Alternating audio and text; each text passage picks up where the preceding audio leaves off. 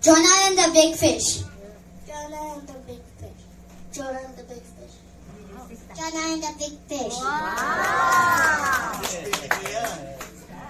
Jonah and the big fish. Teacher nga. The assistant teacher na. Pero we're getting old. Who was Jonah? Apostle. Yes, it could be. Could be. He's a prophet, so he's a pastor, right? Okay. Prophet. Wow. Prophet. Prophet. You're a teacher. Okay. Why God wants Jonah to go to Nineveh? He wants him to warn the people from the city that God will destroy the town. If they not, okay.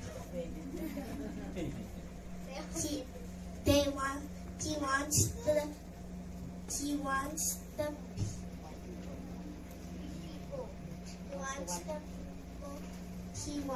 the people to warn that God's gonna destroy their city. Right.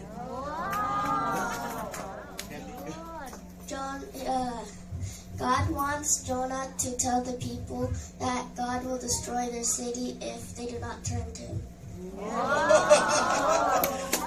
Marco. Manang-manang sa tatay.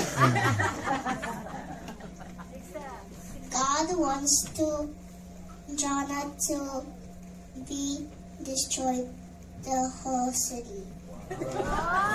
Right?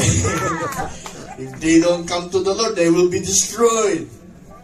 I was about to say that.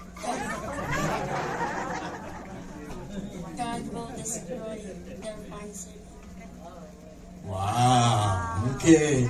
We're learning. Thank you so much for teaching us, guys. We love you. We're so proud of you. Wow.